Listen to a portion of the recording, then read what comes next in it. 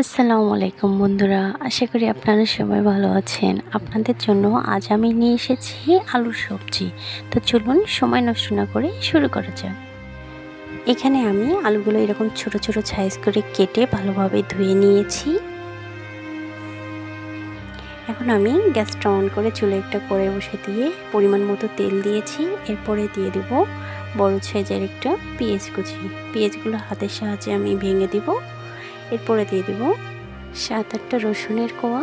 এরপরে দিয়ে দিব 500টা কাঁচা লঙ্কা। এরপরে আমি দিয়ে দিব সামান্য কিছু আদা বাটা দিয়ে সবগুলো উপকরণ একসাথে ভালোভাবে নেড়েচেড়ে একটু ভেজে নিব। এভাবে নেড়েচেড়ে আমি ভেজে নিচ্ছি। এরপরে দিয়ে দেব স্বাদ মতো লবণ, তারপরে দিয়ে দেব পরিমাণ মতো হলুদ। এরপরে আমি দিয়ে দিব জিরে গুঁড়ো, গরম মশলার গুঁড়ো দিয়ে ভালোভাবে নাড়াচাড়া করে মিশিয়ে নেব। আমি আবারও নাড়াচাড়া করে এই পর্যায়ে এখন দিয়ে দিব লাল লঙ্কার গুঁড়ো। এখানে আমি 1 চামচ লাল লঙ্কার গুঁড়ো দিয়ে আমি আবারও ভালো করে মিশিয়ে নিচ্ছি। এ পর্যায়ে আমি এখন দিয়ে দিচ্ছি 1/2 চামচ পাঁচফোড়ন, যেটা আমরা ডাইলে খাই, ওই পাঁচফোড়নটা দিলেই হবে। দেওয়ার পর 1 মগ, ছোটো মগের 1 মগ পানি দিয়ে দিব। পানিটা দেওয়ার পরে আপনারা কিন্তু দেখতে পাচ্ছেন কিভাবে বলক উঠেছে। এ পর্যায়ে এখন আমি দিয়ে দিব আগে থেকে কুচিয়ে রাখা আলুগুলো।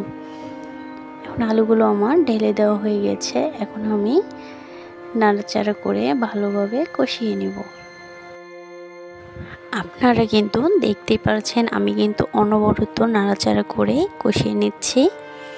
আমি আবারও কিন্তু নাড়াচাড়া করে কষিয়ে নেওয়ার পরে এখন আমি এ পর্যায়ে দিয়ে দেব 1 মগ পানি। এখানে আমি কুসুম গরম পানি 1 মগ নিয়েছি। নিয়ে সামান্য কিছু পানি দিয়ে আমি কিন্তু ঢাকনাটা দিয়ে দিলাম। ঢাকনাটা দিয়ে 5 থেকে 6 মিনিট পর আমি ঢাকনাটা উঠাবো। এভাবে ঢাকনা দিয়ে কষালে তরকারিটা দারুণ হয়। 5 থেকে 6 মিনিট পর এসেছি, ঢাকনাটা উঠিয়ে দেখাচ্ছি আপনাদের। আপনারা কিন্তু দেখতে পাচ্ছেন পানিটা অনেকটাই টেনে নিয়েছে। এরপর আমি আবারও নাড়াচাড়া করে একটু কষাবো।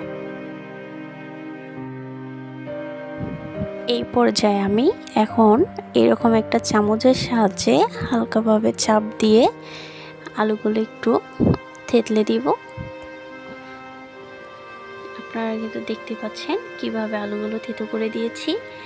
এভাবে থেতো করে দেওয়ার পর অর্ধেক রেখে দেওয়া কুসুম গরম পানি আমি এখন দিয়ে দিব।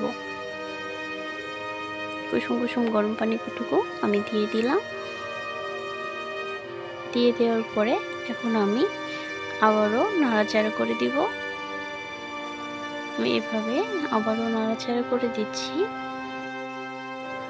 এই পর্যায়ে ঢাকনাটা এখন আমি দিয়ে 10 থেকে 15 মিনিট রান্না করে নিব।